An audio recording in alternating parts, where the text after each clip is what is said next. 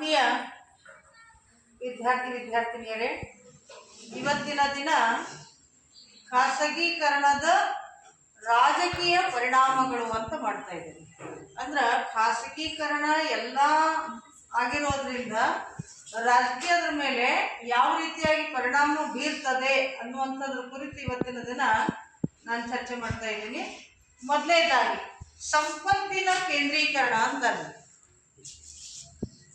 ಸಂಪತ್ತು ಅಂದ್ರೆ ಗೊತ್ತಾಗ್ತದ ನಿಮಗೆ, ಹೌದಾ? ಏನ್ರಿ ಸಂಪತ್ತು ಅಂತಂದ್ರೆ ಸಿಕ್ಕಾಪಟ್ಟೆ ಆಸ್ತಿ, ಹೌದಾ ಇಲ್ಲ? ಈಗ ನೋಡ್ರಿ, ಸರ್ಕಾರದ್ದೇ ಕಂಪನಿಗಳಾಗಿತ್ತಪ್ಪ ಅಂತಂದ್ರ ಅಲ್ಲೇ ಪ್ರೊಡಕ್ಷನ್ ಆಗಿ ಸಿಕ್ಕಾಪಟ್ಟೆ ಎಲ್ಲ ವಸ್ತುಗಳ ತಯಾರು ಮಾಡಿ ಮಾರಿ ಅದ್ರ ಬಂದಿರುವಂತ ಲಾಭ ಎಲ್ಲ ಸರ್ಕಾರಕ್ಕೆ ಹೋಗ್ತಾ ಇತ್ತು. ಆದ್ರೆ ಇವತ್ತೇನಾಗಿದೆ ರೀ, ಎಲ್ಲ ಖಾಸಗಿ ಕಂಪನಿಗಳಿಗೆ ವಹಿಸ್ಕೊಟ್ಬಿಟ್ಟಿದ್ದಾರೆ. ಅದ್ರ ವೈಯಕ್ತಿಕವಾಗಿ ಒಬ್ಬ ವ್ಯಕ್ತಿನೂ ಮಾಡಿರ್ಬೋದು ಅಥವಾ ಒಂದಿಷ್ಟು ಜನರೆಲ್ಲ ಸೇರಿಸಿ ಒಂದು ಕಂಪನಿ ತೆಗೆದಿರ್ಬೋದು. ಅಂತ ಸಂದರ್ಭದೊಳಗೆ ಏನಾಗ್ತದಪ್ಪ ಅಂತಂದ್ರೆ ಏನೇನು ಪ್ರೊಡಕ್ಷನ್ ಮಾಡಿರ್ತಾರ ಅದೆಲ್ಲ ವ್ಯಾಪಾರ ಮಾಡಿದ್ದು ಯಾರಿಗೆ ಲಾಭ ಆಗ್ತದ? ಕಂಪನಿ ಮಾಲೀಕನಿಗೆ ಆಗ್ತದೆ, ಒಬ್ಬನಿಗೆ ಆಗ್ತದೆ. ಅದಕ್ಕಾಗಿ ಒಬ್ಬ ವ್ಯಕ್ತಿಯಲ್ಲಿ ಎಲ್ಲಾ ಸಂಪತ್ತು ಏನಾಗ್ತದ? ಕೇಂದ್ರೀಕೃತ ಆಗ್ತದ, ಅಂದ್ರೆ ಒಬ್ಬನ ಕಡೆನೂ ಉಳಿತದ.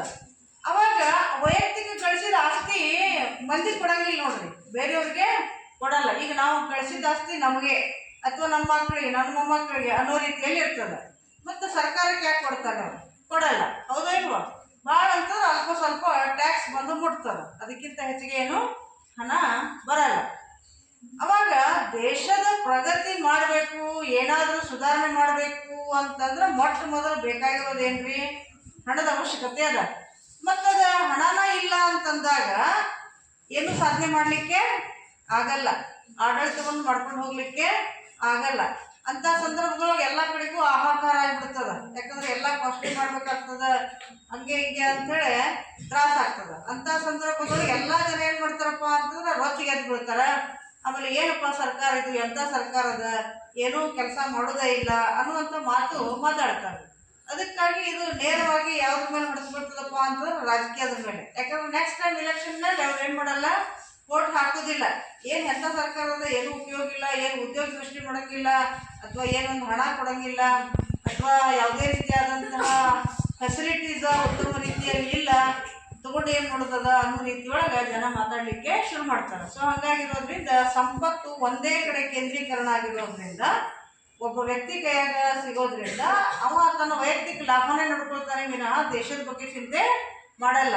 ಸರ್ಕಾರ ಏನ್ ಮಾಡ್ತದಪ್ಪ ಅಂದ್ರೆ ಇಡೀ ಜನರ ಚಿಂತೆಯನ್ನು ಮಾಡ್ಬೇಕಾಗ್ತದ್ರ, ಆದ್ರೆ ಅವ್ರ ಹತ್ರ ಏನಿರಲ್ಲ, ಹಣ ಇರಲ್ಲ. ಹಂಗಾಗಿ ಅದೇನಾಗ್ತದ, ರಾಜಕೀಯದ ಮೇಲೆ ಪರಿಣಾಮ ಬೀರ್ತದ ಅನ್ನುವಂಥದ್ದು ನಮಗೆ ಕಾಣಿಸ್ತದ. ಇನ್ನು ಎರಡನೇದಾಗಿ ಅಧಿಕ ಲಾಭ ಅಂತ ಹೇಳ್ತಾರೆ ನೋಡ್ರಿ. ಈಗ ಯಾವುದೇ ಒಂದು ವಸ್ತು, ಈಗ ಫಾರ್ ಎಕ್ಸಾಂಪಲ್ ಒಂದು ಸೋಪ್ ತಯಾರಾಗಬೇಕಾದ್ರೆ ಒಂದು 10 ಪೈಸೆ ಆಗ್ತದೆ. ಆದ್ರೆ ಅವ್ರು ಮಾರ್ತಿರ್ಬೇಕಾದ್ರೆ 1 ರೂಪಾಯಿ ಪ್ರತಿಯೊಂದಕ್ಕೆ ಏನಾಗ್ತದ್ರಿ, ಲಾಭ ಆಗ್ತದ. ಲಾಭ ಆದದ್ದು ಎಲ್ಲ ಎಷ್ಟು ದೊಡ್ಡ ಪ್ರಮಾಣದೊಳಗೆ ಲಾಭ ಆಗಿರ್ತದೆ.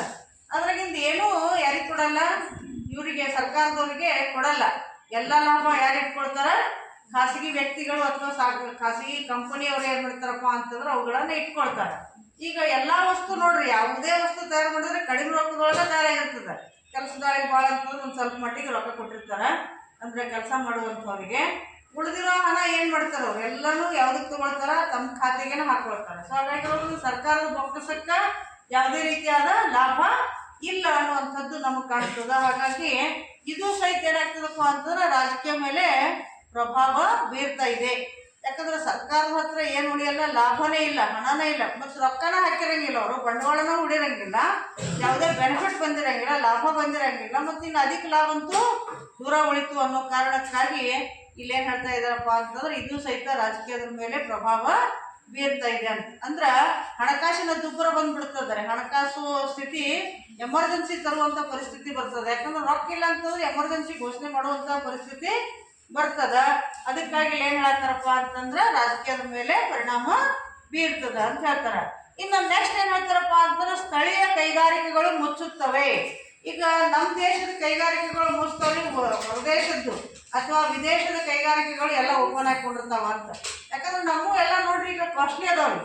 ಈಗ ಫಾರ್ ಎಕ್ಸಾಂಪಲ್ ಒಂದು SP ಸೀರೆನೇ ತಗೊಳ್ಳಿ, ಕಂಪನಿ ವತಿಯಿಂದ ಒಂದು 50 ಲಕ್ಷ ರೂಪಾಯಿಗೆ ಒಂದು ಸೀರೆ ಅಂತ ಸೀರೆ ನಮಗೆ ತಗೊಳ್ಳಿಕ್ಕೆ ಆಗಲ್ಲ. ಅವಾಗ ನಾವು ಮುಚ್ಕೊಂಡು ಕೊಡ್ಬೇಕಾಗ್ತದೆ. ಎಲ್ಲೋ ಅಲ್ಲಿ ಇಲ್ಲಿ ಬಂದಂಥವ್ರು ಒಂದು ವಿದೇಶಿಗಳು ಏನು ಮಾಡ್ತಾರೆ, ಪರ್ಚೇಸ್ ಮಾಡ್ತಾರೆ. ಆದ್ರೆ ವಿದೇಶದ ವಸ್ತುಗಳು ನೋಡ್ರಿ, ಫಾರ್ ಎಕ್ಸಾಂಪಲ್ ಚೈನಾ ಮಾಡಲ್ದು ಒಂದು ಸೆಟ್ ನಮ್ಗೆ 2500 ಹಿಂಗೆ ಕೊಡಾಕತ್ತಾರೆ. ಅಂತ ಕೊಡತಿರ್ಬೇಕಾದ್ರೆ ಜನಸಾಮಾನ್ಯರು ಏನು ಮಾಡ್ತಾರೆ, ಅಂಥ ವಸ್ತುಗಳನ್ನೇ ತಗೊಳ್ತಾರೆ. ದೊಡ್ಡ ಕಾಸ್ಟ್ಲಿ ಇರುವಂಥ ವಸ್ತುಗಳನ್ನ ಏನು ಮಾಡಲ್ರಿ, ತಗೊಳ್ಳಲ್ಲ. ಸೊ ಹಂಗಾಗಿರೋದ್ರಿ ನಮಗೆಲ್ಲ ಮುಚ್ಚಿ ಬಿಡ್ತಾವ್ರಿ. ಮತ್ತು ಬೇರೆ ದೇಶದವ್ರದ್ದೆಲ್ಲ ಏನಾಗ್ತಾವ್ರಿ, ಎಲ್ಲ ವ್ಯಾಪಾರ ಆಗ್ಬಿಡ್ತದ. ಅದಕ್ಕಾಗಿ ಏನಾಗ್ತದಪ್ಪ ಅಂತಂದ್ರೆ ನಮ್ಮ ದೇಶದ್ದು ವಸ್ತು ಮಾರಂಗಿಲ್ಲ ಅಂತಂದಾಗ ನಮಗೇನು ಲಾಭ ಇಲ್ಲ. ಸರ್ಕಾರಕ್ಕೆ ಏನಾಗ್ತದೆ, ಕಂಪ್ಲೀಟ್ ಆಗಿ ಹೊರೆ ಹಾಕಿ ಬೀಳುತ್ತದ. ಸೊ ನಮ್ಮ ಜನರಿಗೆ ಅದು ಒಂದು ರೀತಿಯಲ್ಲಿ ಕಡಿಮೆ ರೊಕ್ಕಗಳು ಸಿಗ್ತದ ಅಂತ ಅಂದಿದ್ರು ಅಲ್ಲಿ ಸರ್ಕಾರಕ್ಕೆ ಅವರೇನಲ್ಲಿ ಟ್ಯಾಕ್ಸ್ ಕೊಡಂಗಿಲ್ಲ ನಮ್ಮ ದೇಶಕ್ಕೆ ಸಂಬಂಧಿಸಿದಂಗೆ. ಮತ್ತು ನಾವು ಸಹಿತ ಏನು ಮಾಡಲ್ರಿ, ಯಾವುದೇ ರೀತಿಯಾದಂಥ ರಸೀದಿ ತೊಗೊಂಡು ಬಂದು ಅಲ್ಲಿ ಸರ್ಕಾರಕ್ಕೆ ಟ್ಯಾಕ್ಸ್ ತುಂಬುವಂಥ ವ್ಯವಸ್ಥೆ ಮಾಡಲ್ಲ. ಸೊ ಹಾಗಾಗಿ ಅಲ್ಲಿ ಏನಾಗ್ತದಪ್ಪ ಅಂತಂದ್ರೆ ಎಲ್ಲ ಲಾಭ ಖಾಸಗಿಯವರಿಗೆ ಹೋಗ್ತದ, ಸರ್ಕಾರಕ್ಕೇನು ಉಳಿಯಂಗಿಲ್ಲ. ಮತ್ತು ಕಂಪನಿ ಬಂದಾಯ್ತಪ್ಪ ಅಂದ್ರೆ ನಮ್ಮ ದೇಶದ್ದು ಉದ್ಯೋಗ ಅಂತೂ ಸಿಗೋದೇ ಇಲ್ಲ, ನಿರುದ್ಯೋಗಿ ಆಗಿ ಹೋಗುವಂಥ ಪರಿಸ್ಥಿತಿ ಬರ್ತದೆ. ನಿರುದ್ಯೋಗಿ ಆದ್ರಪ್ಪ ಅಂತಂದ್ರೆ ಎಲ್ಲ ಜಗಳ ಕಾಯಕ ಶುರು ಮಾಡ್ತಾರೆ. ಯಾಕಪ್ಪ ಅಂತಂದ್ರೆ ಉದ್ಯೋಗ ಇದ್ರನ್ನ ಹೊಟ್ಟೆ ತುಂಬಿಸ್ಕೊಳ್ಳಿಕ್ಕೆ ಆಗ್ತದೆ. ಇವತ್ತಿನ ದಿನ ಉದ್ಯೋಗ ಇಲ್ಲ ಅಂತಂದ್ರೆ ಹೊಟ್ಟೆ ತುಂಬಿಸ್ಕೊಳ್ಳಿಕ್ಕೆ ಆಗಲ್ಲ. ಯಾರ ಹತ್ರ ಜಮೀನಿಲ್ಲ, ಜಮೀನಿದ್ರು ದುಡಿಯಕ್ಕೆ ಆಗಲಾರ್ದಂಥ ಪರಿಸ್ಥಿತಿ ಎಲ್ಲರಿಗೂ ಬಂದ್ಬಿಟ್ಟದ. ಸೊ ಇದೇನಾಗ್ತದಪ್ಪ ಅಂತಂದ್ರೆ ಎಲ್ಲ ಕಂಪನಿಗಳು ಮುಚ್ಚಿರೋದ್ರಿಂದ ಜನರು ಸ್ಟ್ರೈಕ್ ಇಳಿಬೇಕಾಗ್ತದೆ, ಉದ್ಯೋಗ ಸೃಷ್ಟಿ ಮಾಡ್ರಿ ಅನ್ನೋ ರೀತಿ ಒಳಗೆ. ಯಾಕಂದ್ರೆ ಉದ್ಯೋಗ ಇದ್ರೇ ಎಲ್ಲ, ಇಲ್ಲಂತಂದ್ರೆ ಇಲ್ಲ. ಹಾಗಾಗಿರೋದ್ರಿಂದ ಇಲ್ಲಿ ಏನಾಗ್ತದಪ್ಪ ಅಂತಂದ್ರೆ ರಾಜಕೀಯದ ಮೇಲೆ ಪರಿಣಾಮ ಬೀರ್ತದೆ. ಏನಪ್ಪ ಈ ಸರ್ಕಾರ ಉದ್ಯೋಗ ಸೃಷ್ಟಿ ಮಾಡಂಗಿಲ್ಲ, ಏನಿಲ್ಲ, ಇವ್ರಿಗೆ ಯಾಕೆ ವೋಟ್ ಹಾಕ್ಬೇಕಾಗ್ಯದ ಅನ್ನೋ ರೀತಿಯಲ್ಲಿ ಯುವ ಜನತೆನೂ ಸಹಿತ ಏನು ಮಾಡ್ತಾರಪ್ಪ ಅಂತಂದ್ರೆ ಅಲ್ಲಿ ಅಸಡ್ಡೆ ತೋರಿಸ್ಲಿಕ್ಕೆ ಶುರು ಮಾಡ್ತಾರೆ ರಾಜಕೀಯದ. ಸೊ ಇದು ಸಹಿತ ಏನಾಗ್ತದೆ, ಆ ರೀತಿಯಾಗಿ ವ್ಯವಸ್ಥೆ ಆಗ್ತದೆ. ಇನ್ನು ರಾಷ್ಟ್ರೀಯ ಹಿತಾಸಕ್ತಿಗೆ ಧಕ್ಕೆ, ರಾಷ್ಟ್ರದ ಹಿತಕ್ಕಾಗಿ ಅಂದ್ರೆ ರಾಷ್ಟ್ರದ ಮೇಲೆ ಇಂಟ್ರೆಸ್ಟ್ ಕಡಿಮೆ ಆಗ್ತದೆ ರೀ. ವೈಯಕ್ತಿಕವಾಗಿ ನ್ಯಾಯವಾಗಿ ಬೆಳೀಲಿ ಅನ್ನುವಂಥದ್ದು ಎಲ್ಲರಿಗೂ ಆಗ್ಬಿಡ್ತದೆ. ಸೊ ಹಂಗಾಗಿ ಕಂಪನಿಗಳು ಏನು ಮಾಡ್ತಾವಪ್ಪ ಅಂತಂದ್ರೆ ಆಸೆ ತೋರಿಸ್ತಾವೆ. ಅದ್ರಾಗ ವಿದೇಶದ ಕಂಪನಿಗಳು ಆಸೆ ತೋರಿಸೋದ್ರಿಂದ ನಮ್ಮ ದೇಶದ ಜನ ಎಲ್ಲ ಎಲ್ಲಿ ಹೋಗ್ಬೇಕಾಗ್ತದೆ ಅಂತಂದ್ರೆ ವಿದೇಶಕ್ಕೆ ಹಣಕ್ಕಾಗಿ ಅಂದ್ರೆ ಸ್ಯಾಲ್ರಿ ಜಾಸ್ತಿ ಕೊಡ್ತಾರ ಅಂತ ಬೇರೆ ದೇಶಕ್ಕೆ ಹೋಗುವಂಥ ಪರಿಸ್ಥಿತಿ ಬರ್ತದೆ. ಇನ್ನು ಕೆಲವರಂತೂ ಯಾವುದಕ್ಕೂ ಹಿಂಸಿರಂಗಿಲ್ಲ. ತಾನು ರಾತ್ರಿ ಕೋಟ್ಯಾಧಿಪತಿ ಆಗ್ತೀನಿ, ಮಿಲೇನಿಯರ್ ಆಗ್ತೀನಿ ಅಂತಂದ್ರೆ ವೈಯಕ್ತಿಕವಾಗಿ ಎಷ್ಟು ಕೆಟ್ಟ ಕೆಲಸ ಮಾಡ್ಲಿಕ್ಕೂ ಅವರು ರೆಡಿಯಾಗಿರ್ತಾರೆ. ಸೊ ಹಂಗಾಗಿರೋದ್ರಿಂದ ರಾಷ್ಟ್ರದ ಬಗ್ಗೆ ಚಿಂತೆ ಆಗಲಿ ಅಥವಾ ಆಸಕ್ತಿ ಆಗಲಿ ಯಾರಿಗೂ ಉಳಿಯಲ್ಲ. ಸೊ ಹಾಗಾಗಿ ಇಲ್ಲಿ ಏನಾಗ್ತದಪ್ಪ ಅಂತಂದ್ರೆ ಇದು ಸಹಿತ ಯಾವುದ್ರ ಮೇಲೆ ಪರಿಣಾಮ ಬೀರ್ತದೆ, ರಾಜಕೀಯದ ಮೇಲೆ ಪರಿಣಾಮ ಬೀರ್ತದೆ. ಯಾಕಂದ್ರೆ ಓಟ್ ಹಾಕಕ್ಕೆ ಹೋಗಂಗಿಲ್ರಿ. ತಗೊಂಡು ಏನು ಮಾಡೋದದ, ಅಲ್ಲಿ ಓಟ್ ಹಾಕಿರಿ ಏನು ಮಾಡೋದು, ನಮಗೆ ಮಾಡಿ ತುಂಬ್ತದ, ನಾ ಆ ಕಡೆ ಕರಿತಾ ಇದ್ದಾರೆ ಕೆಲ್ಸಕ್ಕೆ, ನಾ ಆ ಕಡೆ ಹೋಗ್ತೀನಿ ಬಿಡು ಅನ್ನೋ ಲೆಕ್ಕಕ್ಕೆ ಬಂದ್ಬಿಡ್ತದ. ಮತ್ತು ಕೆಲವೊಂದು ಸಾರಿ ಕಂಪ್ನಿಯವ್ರು ಏನು ಮಾಡ್ತಾರಪ್ಪ ಅಂದ್ರೆ ಓಟ್ ಹಾಕಕ್ಕೂ ಸಹಿತ ಅವಕಾಶನ ಕೊಡಂಗಿಲ್ಲ. ಬಂದು ಮೊದಲು ಡ್ಯೂಟಿ ಮಾಡಿರಿ, ಆಮೇಲೆ ಮುಂದಿನ ಕೆಲಸ ಮಾಡಿರಿ ಅಂತಾರೆ. ಸೊ ಹಂಗಾಗಿ ಅಲ್ಲಿ ಏನಾಗ್ತದಪ್ಪ ಅಂದ್ರೆ ಓಟ್ ಹಾಕಕ್ಕೆ ಹೋಗಂಗಿಲ್ಲ ಅಂದ್ರೆ ಮತ್ತೆ ಅಲ್ಲಿ ಗೆಲುವು ಸಾಧನೆ ಮಾಡಲಿಕ್ಕೆ ಕಷ್ಟ ಆಗ್ತದ. ಅದಕ್ಕೆ ರಾಜಕೀಯ ಮೇಲೆ ಏನಾಗ್ತದ, ಪರಿಣಾಮ ಬೀರ್ತದ. ಆಮೇಲೆ ಸೇವಾ ಮನೋಭಾವ ಇಲ್ಲದಂತ ಆಗ್ತದ. ನೋಡ್ರಿ, ಸರ್ಕಾರಿ ಇರ್ಲಿ ಅಥವಾ ಖಾಸಗಿ ಇರ್ಲಿ, ನಾನು ಮೊನ್ನೆ ಸರಿನೂ ಹೇಳಿದೆ, ಬರ್ತಾರೆ ಸಹಿ ಮಾಡ್ತಾರೆ ಹೋಗ್ತಾರ ಸರ್ಕಾರಿ ವಲಯಗಳು.